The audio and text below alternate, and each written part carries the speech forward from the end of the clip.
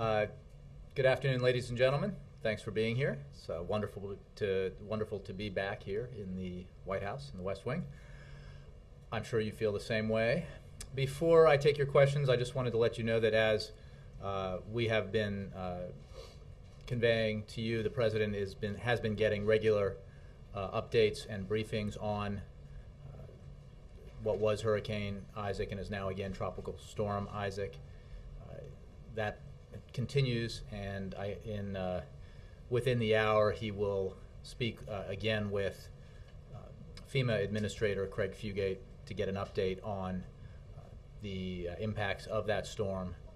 It's now a severe rain event, as you know, and a very slow-moving storm, and there is still much monitoring that needs to happen, and FEMA is, at the President's direction, ensuring that in Louisiana, Mississippi, Alabama, that the federal government is meeting any unmet needs wherever possible. And with that, I will take your questions. Ben. Thanks, Jay. I had a couple on politics that I think fall enough into your area that hopefully Take a shot. You'll respond. Did the President watch Congressman Ryan's speech? And does he have a reaction? I confess I have not asked him. I don't know, since we got back before prime time last night. So I don't know. I think it's more likely that he didn't, simply because, as you know, he tends not to tune in to watch anything besides sports as a rule, or sometimes movies. But I just don't have it. I can't say. Yesterday I did know that he had not watched the night before, but I haven't asked him today yet. Do you know if he plans to watch Governor Romney's? I don't know. Okay. Just one other on that. I mean, putting aside his views about politics and television, I mean, isn't it important for him to get a representative sense of what the others are saying? Well, this is not a case where he's not aware of or paying close attention to. He is, as you know, an avid consumer of the news and is keeping very abreast of news developments, both importantly matters like the storm in the Gulf, but also what's been going on in Tampa. So he, as I think I made clear yesterday in the gaggle, I mean, he was fully aware of some of the speeches that were being given in Tampa. He just tends to read about them and not watch them. Last one, 2 points Congressman Ryan made last night, if you can respond to either or both. One was that he said that Democrats are down to fear and division. That's all they had left. And secondly, there's been a debate this morning. One of the debates is whether the congressman's speech, beyond laying out his vision, was factually honest and met that standard. Do you have a comment on either one of those? Well, I'll say this. There was, I think, an important moment earlier this week that many of you or your colleagues wrote about or noted, and that was when a senior Romney campaign advisor said to a group of reporters in Tampa that they were not going to let their campaign be dictated to by fact checkers. In other words, by the facts. And, you know, I think that it's a relevant moment in terms of the choice that the American people are going to make in a couple of months. You know, as we have made clear, whether it's on some of the advertising and other issues that come, you know, where there are criticisms of the president's policies that have been identified by you uniformly as false. I think that's an important point, and I think it's been noted widely. More broadly, I think what we're talking about here and what the president is focused on, and this may perhaps goes to the first question, is the choice that the American people are going to make. And perhaps when the facts aren't on your side, you ignore the facts, and that may explain some of what you were asking about in the second question, because the facts are pretty clear here about what the president's record is, what his agenda is for moving this country forward to growing our economy from the middle out instead of the top down. He believes that we need to make sure that 98% of the American people have tax cuts extended. He believes that it is wrong to offer $5 trillion in tax cuts that disproportionately benefit the wealthy, and to have those tax cuts paid for by asking middle-class families to have their taxes increase, which is the Romney plan. He believes that it's wrong to pay for that plan by turning Medicare into a voucher system. He believes that it's wrong to slash funding in education and innovation and infrastructure, because these are the areas of investment that ensure that our economy will grow in the 21st century. And he has been very clear about the decisions he's made to help our economy move forward, help it create jobs, and help the middle class, and very clear where there are stark differences between his agenda and his opponent's agenda. And I think that's a very clear choice that the American people are going to make in November about those competing visions. And the president looks forward to making his case next week, and we'll, I'm sure, be talking a lot about those competing visions as we go forward into the fall. Mr. Mason. Thank you, sir. Governor Romney apparently did a lot of the writing for his speech that he'll be giving tonight. Is President Obama working on his for next week, and how involved is he in that process? Well, he certainly is, as you would expect, doing some work in preparation for the speech he'll give next Thursday in Charlotte.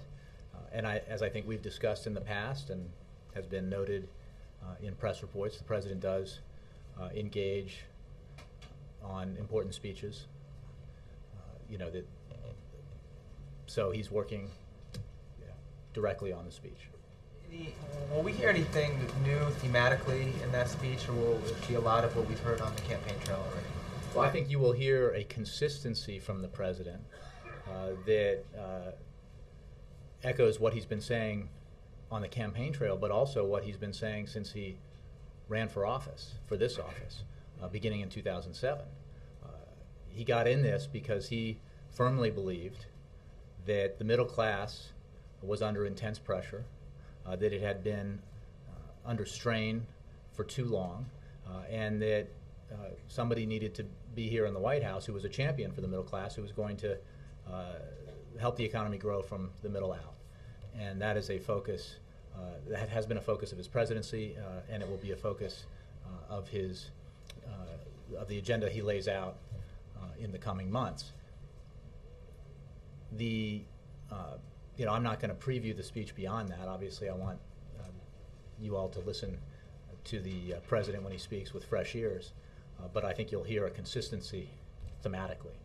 Well, does he feel any pressure on a night like that where millions of people will be watching to say, these are the things I wish I had been able to do over the last 3.5 years? Will there be any talk about mistakes or both in the economy or elsewhere or otherwise?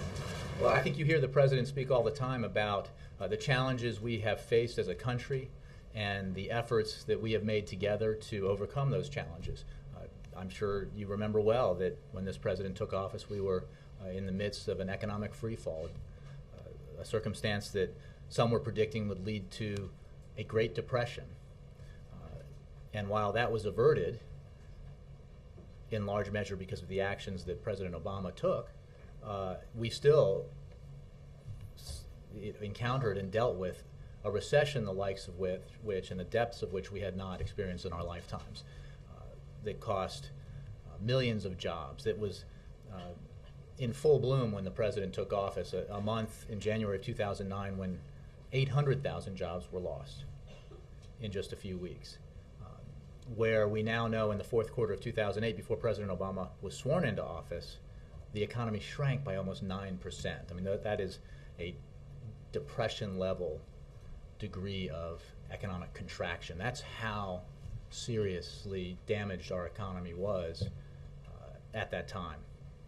And we have made steady progress moving forward since the president's policies have been implemented. And as you know, there's been economic growth month after month or quarter after quarter. There has been positive private sector job creation, nearly 4.5 million jobs created in the private sector since those policies began taking effect. The American automobile industry was saved because of actions that were taken by President Obama against a lot of advice not to. And that action saved 1 million jobs by most estimates. So he is also, as he noted the other day, honored the promises that he made as a candidate when he said that he would end the war in Iraq. And as you know, I think tomorrow is the 2-year anniversary of his fulfillment of that promise to end the war in Iraq. He promised to focus a mission in Afghanistan that was widely viewed as drifting. He did that. He promised to focus our goals in Afghanistan and in the Afghanistan-Pakistan region on going after senior al-Qaeda leadership, including Osama bin Laden, and he fulfilled that promise and continues to forcefully press the press the war against al-Qaeda. So this is, these are things that you've heard the president talk about and that you'll continue to hear him talk about. Jake. There was a study published in Bloomberg News, I believe last week, an analysis of census data indicating that American incomes declined more during the expansion that began in June 2009, the 3 years. They went down, the median household income went down 4.8%.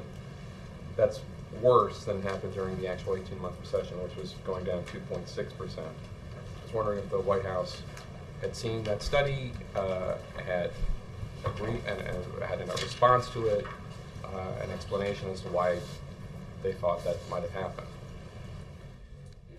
Well, Jake, as you know, and as I just mentioned, the problems that the middle class has been encountering have predated the recession. During that previous expansion that you noted under President George W. Bush, the middle class saw its income stagnate or decline. And that was during an economic expansion prior to a cataclysmic recession that had a devastating impact on the country's economy and the middle class. And there is no question that we have been, as a country, pulling ourselves out of an extremely deep hole that was dug by that recession, and we have much more work to do. Well, why did median household incomes go down more after the expansion began than during the actual recession? Well, again, I think that the fact of the matter is that when you look at a recession that included periods of economic decline on the likes of which we saw in the fourth quarter of 2008, a shrinkage of 9%, when we saw more than 8 million jobs lost during that recession, and we saw a situation where some forecasters were predicting depression levels of unemployment and banks failing and potentially a global depression, that those circumstances required dramatic action, which the president took, and they have required consistent action as we pull ourselves out of that hole and continue to move forward. I mean, I think that the study you're citing is testimony to the depths of the recession that we encountered, and the fact that it's going to continue to take significant efforts to move ourselves forward. And one thing when you talk about the middle class and jobs and incomes, this president has had on the table since last September a proposal that would, by the estimates of outside economists, put 1 million Americans back to work, teachers and firefighters and other first responders, because of their refusal to accept the basic premise that millionaires and billionaires who did extremely well during that previous expansion should pay a little bit extra. Republicans have not approved that legislation that would put teachers and firefighters and police officers back to work. But the president's going to keep fighting for that. He's going to keep fighting for measures that would put construction workers back on the job, rebuilding our roads and highways and schools, because that's good, because it creates jobs now. It's good for those people and those families, but it's also about rebuilding the foundation of our economy so that we're strong moving forward in the 21st century. All right, the president's taking a real beating at the Republican convention, specifically on the issue of leadership when it comes to making tough choices. We heard that from Paul Ryan, we heard that from Governor Christie. I was wondering specifically when it came to two moments of his presidency, if Mr. Obama, President Obama, had any regrets. One was when the Simpson-Bowles Commission issued its report and President Obama did not embrace it. I know you've been asked this before, but I'm wondering if the president, if that was a difficult decision for the president to not embrace that. And then the second was when he and Speaker Boehner were working on the so-called grand bargain, and ultimately because of a group of senators that put forward a plan that had more revenue than what President Obama had agreed to, the president, in the views of Speaker Boehner, moved the goalposts, changed what he wanted. He wanted more than $800 billion in revenue. He now wanted to think of $1.2 trillion. I wonder if President Obama, looking back on it, at how difficult it is to get anything done when it comes to debt reduction in this town in a bipartisan manner, if he regrets the second and the first, the Simpson-Bowles, if that was a difficult decision. Well, let me start by sort of positing that presidents generally don't get to make decisions that are not difficult. And I would happily talk about a series of very tough decisions the president made that have proven to be very helpful to the American economy and to our national security. On the Bowles-Simpson Commission, as you know, President Obama's budget reflects the principles of Bowles-Simpson, the shared sacrifice that is needed to stabilize our debt as a share of the economy. It also, and this is an important point because a lot of people talk about Bowles-Simpson but don't really know what's in it. I know you do, but a lot of people throw it around, including legislators who should know better. The president's budget proposals actually include, Bowles-Simpson rather includes even less, or the president's budget proposal includes even less domestic spending, which is what Republicans tend to go after, less domestic spending than Simpson-Bowles, and even more savings from health care entitlements, Medicare and Medicaid, than Simpson-Bowles in the first decade. There are two reasons why the president, or there are two things about Simpson-Bowles that the president did not support, or the differences he had with them. First, the tax increases in Simpson-Bowles are significantly larger than the ones the president has called for, not usually catnip to Republicans. And the defense cuts in Simpson-Bowles are significantly deeper than the ones the president believes are wise as a matter of national security. Again, hardly, you would think, appealing to Republicans. Another, I think, useful point to make, especially since it did come up last night at the Republican convention, is that Mitt Romney's running mate was on the Simpson-Bowles Commission. He voted against the Simpson-Bowles report. He also was part of the, played a role in the debt ceiling negotiations, and based on reporting from your colleagues, did not support reaching a compromise with the president. As you know, Jake, the president worked very closely with Republicans in the Senate and the House, and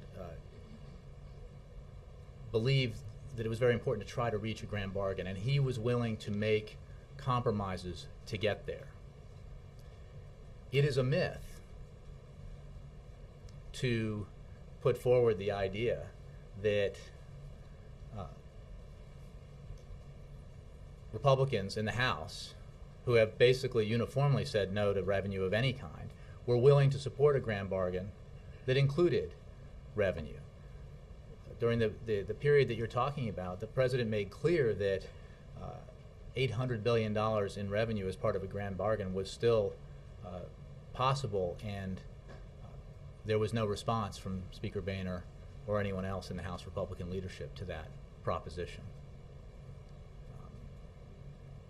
we know that Republican would-be presidents stood on stage and to a person refused to endorse the proposition that to get our fiscal house in order, they would accept even $1 in increased revenue from millionaires and billionaires for every $10 in spending cuts. You know, the president's put forward a plan that's balanced and responsible to reduce our deficit by over $4 trillion. It included and includes $2.50 in cuts for every $1 in revenue. It includes domestic spending that is lower than anything we've seen in 50 years in this country, non-defense discretionary spending. He has already signed into law $2 trillion in cuts, as you know. And he will work going forward for that balanced plan that is so essential that every bipartisan group says, not just Bowles-Simpson, but Rivlin Domenici, the Gang of Six, everyone who's looked at this says that it is not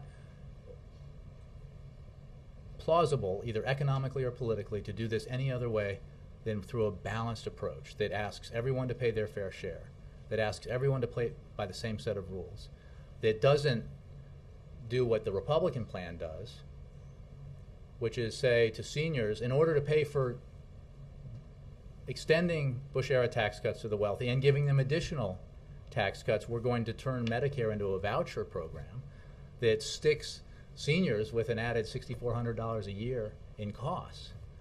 That's unnecessary. It's wrong. And it's only part of that proposal because of the insistence that millionaires and billionaires not only should retain tax cuts, but should get more. So it was a difficult decision, and he has no regrets. I think all of this is difficult. Every one of these issues is challenging, but I think the fact is the only person in these negotiations who has put forward a balanced plan that mirrors the proposal put forward by the Bowles-Simpson Commission is the President of the United States. And he has continued to push for that. And Speaker Painter, except you don't believe that he would have been able to get it passed. I think reporting by you and your colleagues shows demonstratively that that is the case. And look, the President believed very much that it was worth the effort to engage in those negotiations. He believed that, and believes today, that achieving a balanced deficit reduction plan that strengthens the economy and asks millionaires and billionaires and oil companies and others to do their fair share while reducing spending for over $4 trillion is the right thing to do. And it requires compromise on both sides. And we have not seen compromise. I mean, I'm certainly not hearing out of the convention in Tampa anybody calling for a balanced approach to deficit reduction. Have you guys heard that? Did anybody say, you know what, we endorse the idea that revenue ought to be part of a balanced plan that addresses our fiscal challenges? Because if anybody said that, I missed it. Rand Paul talked about planning on cuts.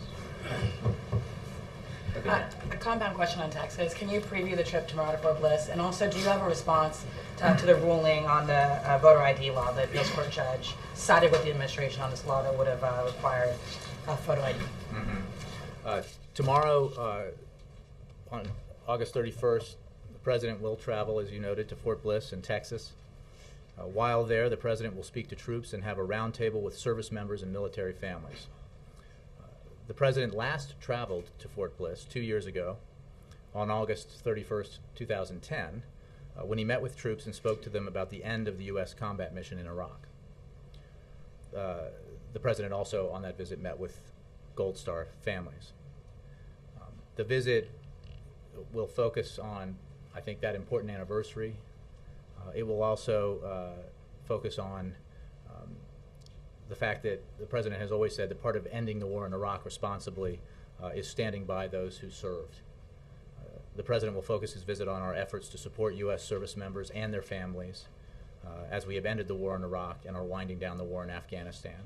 And that includes underscoring his commitment as Commander-in-Chief to responsibly ending those wars while strengthening the health of our force and providing additional support to combat to combat two unseen wounds of these wars, post-traumatic stress disorder and traumatic brain injury. So he will speak about those issues while he's there.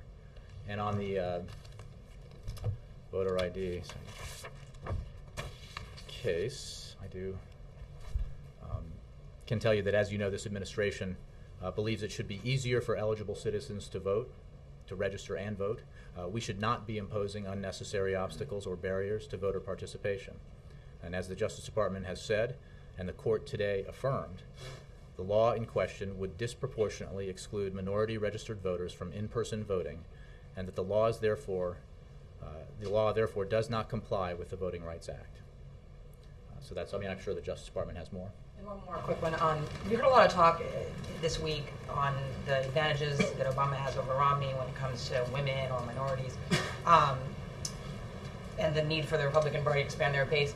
What specifically does the president plan to do over the next few days, weeks, to try to chip away at the advantages that the other side has for him? I mean, he spent a lot of time recently talking to young voters and kind of revving up the base, what's perceived as his base. What are the specific plans to try to, make more appeals to, say, white male voters, for instance? Well, I think questions about campaign strategy are best directed to the president's campaign.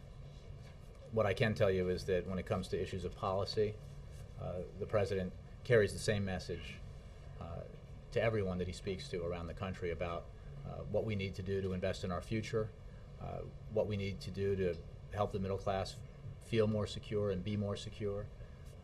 And I think that vision and those policies resonate with Americans across the country from all different walks of life. And it doesn't really, there's no differentiation when it comes to those in the middle class who want to make sure that they have the economic security that comes from knowing that that tax cut will be in place next year. Those striving to get in the middle class who want to make sure that their leaders in Washington are doing everything they can to help them, for example, refinance their homes if they're underwater, measures the president has taken that have made that possible, or make sure that student loan rates remain low, which, thanks to the president's leadership, has happened. These are issues that I think affect middle-class families across the country. Nancy. I wanted to get your reaction to some of the specific policy-related charges that Congressman Ryan leveled at the White House last night. First on the stimulus, which he said, quote, "The stimulus was a case of political patronage, corporate welfare, and cronyism at their worst. You, the working men and women of this country, were cut out of the deal." Well, I would remind everyone where we were in January of 2009, the state of the economy, and the broad bipartisan recognition that action had to be taken to reverse a situation that many expected would lead to a depression. The president took that action, and he got passed and implemented the Recovery Act, which helped reverse cataclysmic economic decline. Took a situation where we were hemorrhaging jobs at 800,000 per month to a situation where we have now created 4.5 million private sector jobs. It took a situation where the economy was shrinking at a rate of 9% to one where we have been growing steadily, albeit not fast enough. And people who criticize those choices, I think the responsible thing to do would also then explain the choices that they made or the policies that they supported that helped lead to a situation the likes of which none of us had ever seen in our lifetimes. 2 wars paid for, put on a credit card, supported by the people making these charges. Massive tax cuts that disproportionately benefited wealthy Americans, that helped create a situation where the middle class was feeling squeezed and their incomes were stagnating or declining, unpaid for. a Medicare expansion supported by people making these criticisms unpaid for, leading to a situation where President Obama, when he was sworn into office, inherited the largest deficits in our history only 8 years after President Bill Clinton left office and bequeathed upon his successor the first surpluses in a generation. We stand by our record. Everybody should stand by the policy decisions and the policy proposals that they supported. Congressman Ryan also said it was a lack of presidential leadership that led to the downgrade of U.S. debt. Well, we were all here, and the only party in Washington, and by party I don't mean political party, I mean the only group of people in Washington who were cheering on the prospect of default, who were gleefully embracing a strategy of holding the full faith and credit of the United States government hostage to a political agenda, were House Republicans. It was the failure of Republicans in Congress to agree to the simple proposition that the United States should pay its bills and to insist that they would not authorize payment of those bills unless they achieved their partisan objectives that led to the downgrade and caused real problems for our economy at a time when it was struggling to recover from the worst recession since the Great Depression. I think we know where the responsibility for that lies. So are you saying that Congressman Ryan is perhaps more responsible for the downgrade I'm than the saying that president? those in Washington who are willing to hold hostage the faith and credit of the United States government for the sake of a partisan agenda brought about a situation where the prospect of default seemed real, and therefore the downgrade happened. And that was a terrible decision. That did terrible damage to our economy, and it was irresponsible. And then just one other charge made by Congressman Ryan last night. He accused the president's health care law of funneling money away from Medicare, quote, at the expense of the elderly. I think we just need to step back and talk about what this choice is. The president's health care reform, as he said yesterday, affectionately known as Obamacare, has been judged by not just him, not just Democrats, by AARP, an organization looked to by seniors for this kind of analysis, as having strengthened Medicare and protected Medicare beneficiaries. AARP also judged that the Republican proposal, the one that turns Medicare into a voucher system, undermines Medicare. What the savings in the Health Care Reform Act, the Obamacare, achieved has been judged by CBO and others to have extended the life of Medicare by 8 years. Repealing Obamacare would bring insolvency 8 years sooner. It would also mean, and this is their number one item on their agenda, number one item, the thing that they say they would do the moment they got into office is repeal health care reform. Instantly, today's seniors see their costs go up for prescription drugs because Obamacare has saved millions of dollars for seniors across the country in their prescription drug costs. Millions. Instantly, young Americans 26 and under who have been, because of Obamacare, able to stay on their parents' health insurance, lose health insurance instantly. Seniors also who have been able to take advantage of free preventive care services like mammograms and other cancer screenings would lose those benefits instantly. Today's seniors. We welcome a debate about what we ought to do to strengthen Medicare. And we welcome hard truths being told about what turning Medicare into a voucher system means for today's seniors and tomorrow's seniors. Because All that program does is shift costs from the Medicare program to senior citizens. And it doesn't do it to reduce the deficit.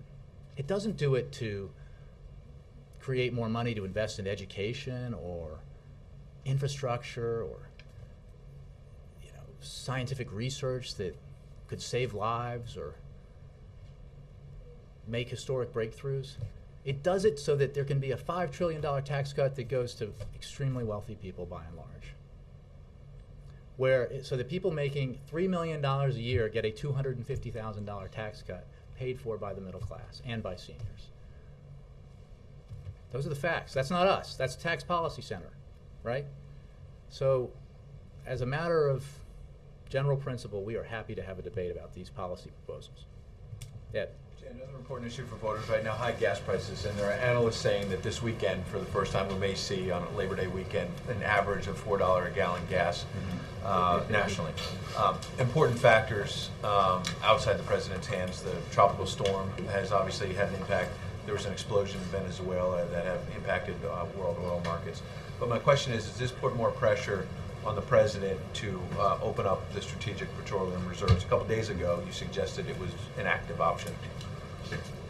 Yes, I did the other day say that, as we have been saying all along for many months now, that remains an option that's on the table.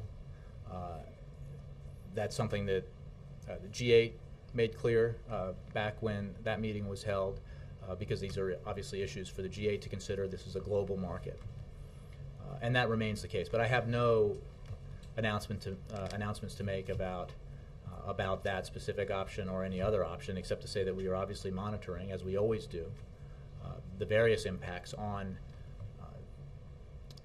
energy prices, on oil prices, because of the impacts those have on the global economy and the American economy. So we're aware of the various developments that you mentioned, as well as others that have an effect on oil prices, and are studying our options. Last week, you were asked about Governor Romney's energy plan and your all of the above plan, and I think it was Jake asked you, well then, if it's all of the above, why not approve Keystone Pipeline? And you said, quote, we haven't rejected anything. Mm-hmm. But back in January, the president had a chance to greenlight Keystone Pipeline and essentially rejected it.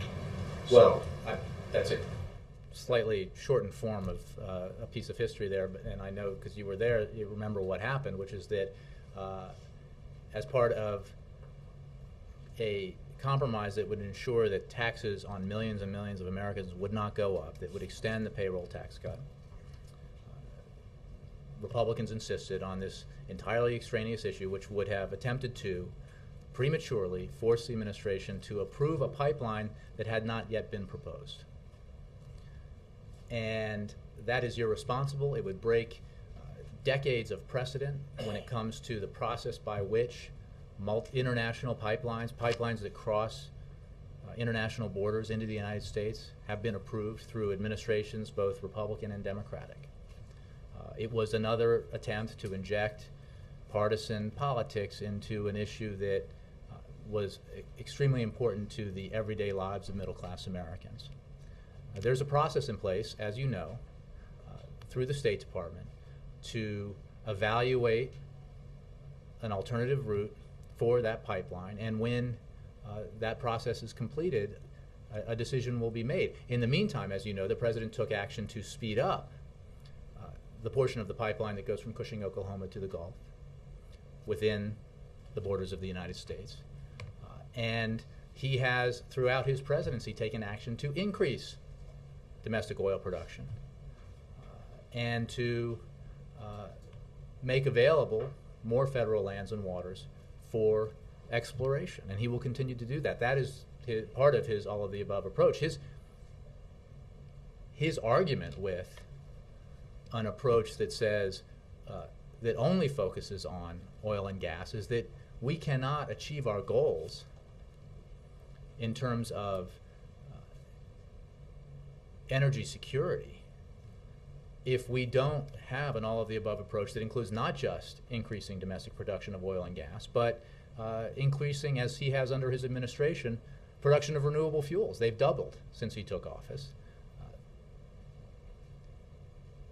That includes wind, and as you know, Governor Romney and others, against the wishes of Republicans in states that are affected, opposes the extension of the production tax credit, the wind energy tax credit, that is an incredibly important industry in states like Iowa and Colorado and elsewhere, and is part of our energy future and needs to be supported by officials in Washington. The president supports that. So my point was that project has not been judged either way yet. The original route was rejected by officials on the ground in Nebraska, including the Republican governor, which is why it was then sent back for a new route. And we're not going to inject partisan politics into a process that should be pursued in the way it's been pursued for decades. Last thing, I asked you about the Navy SEAL book last week, and at that time it was fresh, and not a lot of people had seen it, and you referred to the Pentagon. About a week has passed. He's now appeared on a CBS News program. And I wonder two things. One, are there concerns here at the White House that somebody who was involved in a very secretive operation is now spilling details about it, number one? And number two, he's challenging parts of your account and suggesting that maybe it was exaggerated initially about whether bin Laden had a gun, and whether or not he was pointing it at Navy SEALs, etc. So I want to get a chance. He's going to be on 60 Minutes. He's challenging part of your account. And also, I think throughout this leak investigation, your critics have said you put too much information out there that would jeopardize future raids. Now this man is out there putting information out there. Are you concerned about that? Well, on that question, I think I have not read the book. I don't believe anybody here has read it, and I can't make an evaluation. I would refer you to both the Department of Justice and the Pentagon in terms of concerns about the material in it. I don't have an assessment to give. I would say more broadly about some of what's been said about the book and the reporting on the book that it is important to state outright that, as President said, on the night that justice was brought to Osama bin Laden, quote, "We give thanks for the men who carried out this operation, for they exemplify the professionalism, patriotism, and unparalleled courage of those who serve our country." That is a sentiment the President feels deeply, as he said on the very night that Osama bin Laden was brought to justice, and as he says every time he discusses this important moment in our counterterrorism efforts against al-Qaeda. As for the discrepancies, I can't obviously judge this individual's account.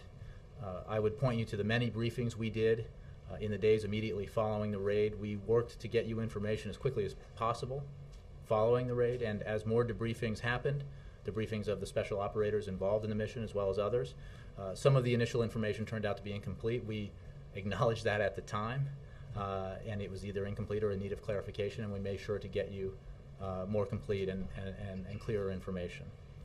Again, as far as this individual's account, it's one individual's account, and I just can't comment on it. Yes, Kristen, then I'll move back. Sorry, guys. Jay, I want to just follow up on the announcement that you made at the top of the briefing. Is the President considering visiting the area that was impacted by Isaac? Well, I have no scheduling announcements to make. We certainly are monitoring the situation very carefully. As is always the case when you have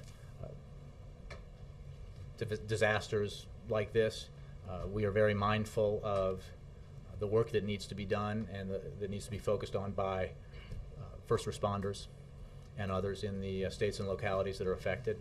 But in terms of presidential travel, I have no announcements. Okay. And yesterday during his Reddit interview, President Obama said, quote, I think we need to seriously consider mobilizing a constitutional amendment process to overturn Citizens United. Does that mean that he's thinking about spearheading that process, and what would his timeline be? Would that be a top priority for him if he were to be reelected? Well, I would simply point you to what he said, which is that he thinks we may need to consider this because there's been a Supreme Court decision which, as you know, the President thought was wrongly decided, and that has had, as we've all seen, a profound impact on the financing of political campaigns. Has resulted in a situation where anonymous individuals and companies can funnel tens of millions of dollars into campaigns that affect how our elections are conducted and what ultimately the choices are made.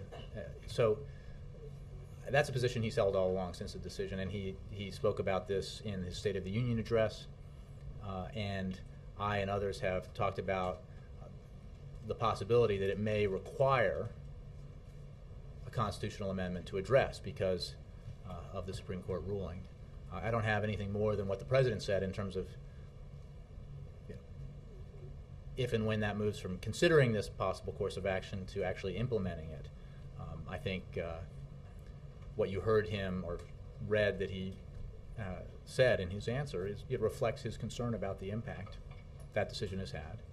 Does he lose credibility on this issue, though, given that he's endorsed prior? Well, I think we made very clear at the time when that decision was made that his position on the Citizens United decision had not changed, but that it was simply, and should start by saying the campaign obviously can offer you more information on this, but that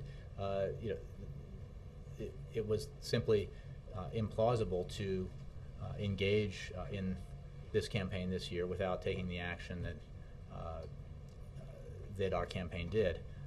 That doesn't change the fact that it's the effects of the decision, the impact of the capacity of individuals to anonymously stroke checks for $10 million or more to fund advertising campaigns against or for candidates has had a profound impact and will have a profound impact on our electoral system.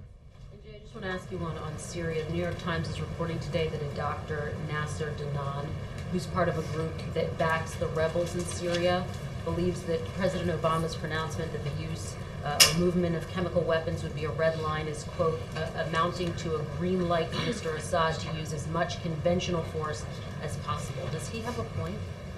No. I would strongly disagree with that. The President, I think, spoke very clearly about his concern and made clear his warnings to the Assad regime about any proliferation of or use of chemical weapons by the regime. We have roundly and consistently condemned the brutal assault by Assad's regime against Syrian citizens. And his actions are depraved and deplorable. And when he says, as he did, I believe, yesterday in a propagandistic interview, that things are getting better in Syria, it shows how delusional he has become. Only if better means more Syrian people, innocent Syrian people, are dying at the hands of his soldiers. Only better if it means that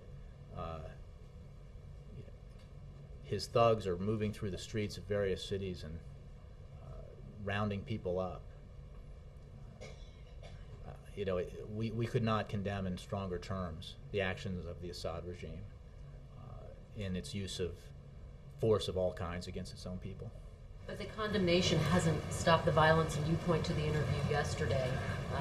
The violence seems to be continuing, and President Bashar al-Assad is speaking out. First of all, the momentum is clearly, contrary to the delusional interview that Assad gave, the momentum continues to be with opposition forces. The fact is that the United States, together with our partners, have taken action to isolate Assad and to deprive him of the resources he needs to continue to finance his brutal assault against his own people.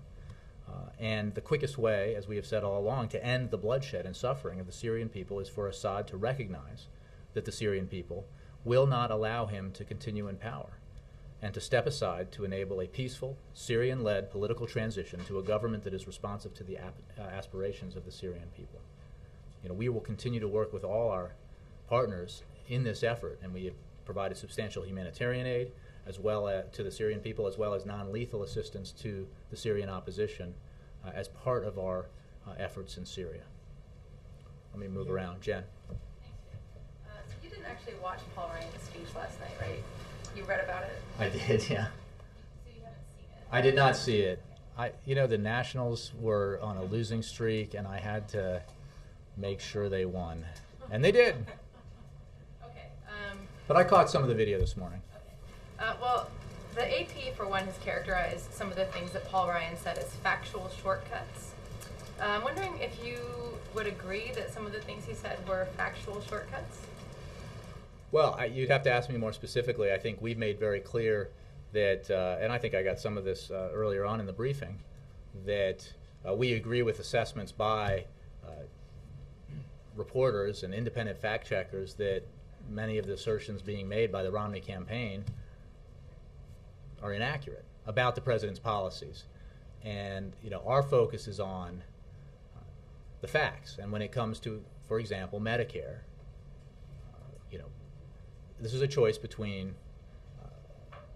the president's reform as well as his ideas, which strengthen Medicare and protect beneficiaries, as AARP has said, or an agenda, the Romney-Ryan agenda, that turns Medicare into a voucher system and hoists costs onto seniors, estimated at $6,400 per person per year. Well, that's a clear choice. So, and it is at odds, I understand, with some of the claims being made in Tampa. But we're focused on what the president's proposals are and what the truth is about what his opponents' proposals are. So whether it was on Medicare or the stimulus or his remarks on the GM plant or the debt commission, at any point would you say that Paul Ryan flat out lied? I think the campaign has addressed this and put out a statement on the speeches last night, including Congressman Ryan, so I would refer you to that.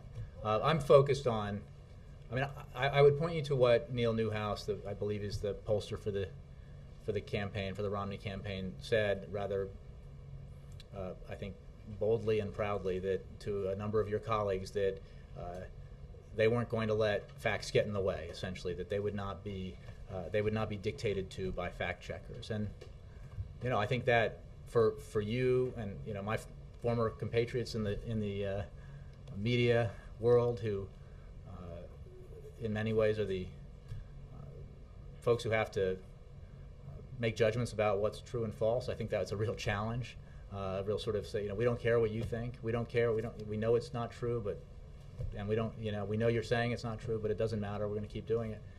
I think that's as a journalism and media story sort of interesting. Our focus, the president's focus, is on his agenda to strengthen our economy, to help it grow from the middle out, not from the top down, to move forward with investments in education and innovation and infrastructure that help the economy grow, to continue to move forward with investments in clean energy, because as part of an all of the above energy strategy that will enhance our energy security in the future, you have to invest in renewables like wind and solar. You have to take action like he has to invest in nuclear energy. And you have to take action like he has to increase domestic oil and gas production. And the result of all of that has been that we're now at a 15 or 20 year low in our dependence on foreign oil. We're at a 14 or 15 year high in domestic oil production and an all-time high in natural gas production. We have doubled production of renewable energy in this country since President Obama took office.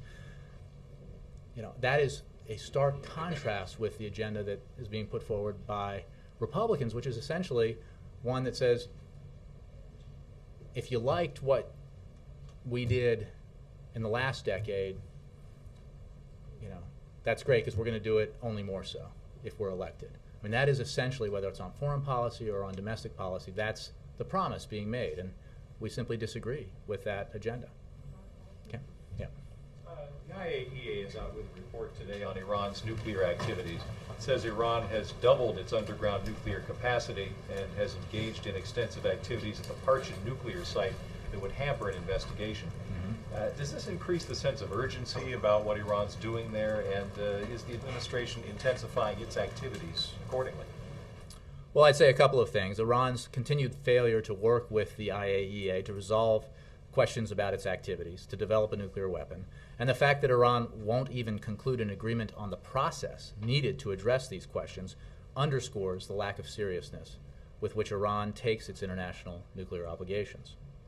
This administration has presented a very clear choice to the Iranian regime: comply with its international nuclear obligations and benefit from the greater economic, political, and security integration that come with being part of the international community, or face growing consequences for noncompliance. We are closely studying the details of the report, but broadly speaking, it is not surprising that Iran is continuing to violate its obligations.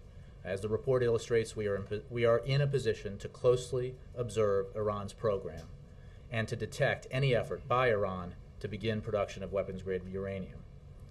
And just to reiterate, the President has made clear frequently that he is determined to prevent Iran from obtaining a nuclear weapon, and he has led an unprecedented effort to pressure Iran to live up to its obligations.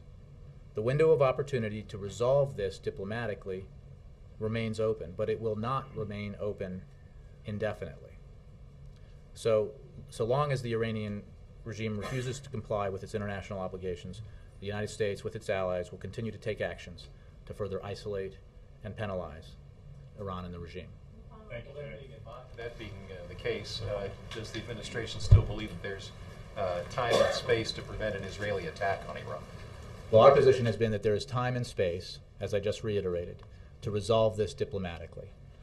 And as I just said, we have the ability to see clearly, have eyes on developments in the Iranian nuclear program. And as I've said in the past, we would know if they made a breakout move towards building a nuclear weapon. But it is also clear that the window that is open now to resolve this diplomatically will not remain open indefinitely. And the President has made clear that all options are on the table and that he is committed to preventing Iran from acquiring a nuclear weapon. Ben, I know you, I owe a couple of people. Kate and then Mark. On the SBR, when you say that the White House is studying our options, can you talk a little bit about how often these meetings are? Is the President himself involved in these discussions about releasing oil? I'm just not going to get into details about the various options that have been on the table and continue to be on the table with regards to any potential disruptions in international oil markets or international oil supply, rather. We're just, our position really hasn't changed, which is that those options are on the table, and we're closely monitoring all the developments that affect the supply and price of oil. Governor Jeb Bush said during the convention in an interview that Obama doesn't even call John Boehner to try to work in a bipartisan way. And he said, Bill Clinton works with the other party, why doesn't Obama? I'm wondering if you have any reaction to what he had to say. I didn't see that. I have great respect for Governor Bush, but I simply would disagree, having been here so many times when Speaker Boehner was here, and knowing that the President has worked with him, and despite our profound differences, to achieve some real results when it comes to extending the payroll tax cut or unemployment insurance, when it comes to making sure that loan rates for students, millions of students across the country, did not double, so that they could continue to go to college affordably, and other accomplishments that have been achieved despite the real disagreements between us, and despite what we believe is unfortunate sort of partisan intransigence when it comes to some of the bigger issues, like I was talking about with Jake, like dealing with our broader fiscal challenges. The President is committed to results, and he has engaged with Congress in a granular way with congressional leaders. He has also, when he believes results are more likely to be achieved, taken his case out to the country, to the American people. And he's committed to achieving results that help the middle class grow, help students, help seniors, help our economy. And the path there is not the issue. The issue is, do you get those results? And is your vision and are your proposals the right ones for the American people and for the middle class? Mark, the last one. Jay, in his campaign speeches, President Obama often talks about the end of the war in Iraq, supporting military and military families. Why should tomorrow's trip be seen as a campaign visit? Well, it's an official visit, Mark, and the fact is he does talk about his record. His record is a substantive record when it comes to the profound commitment and decision to end the war in Iraq and bring our troops home. And his record is substantial when it comes to supporting our veterans. And what he will focus on tomorrow is the effort that his administration is continuing to make, and steps that the administration is continuing to take that are essential to ensure that those who fought for us overseas are being fought for by us here at home. And that, you know, is a responsibility the President believes is incredibly profound. And it's a matter of substantive policy, and he looks forward to the trip tomorrow. Thank you all.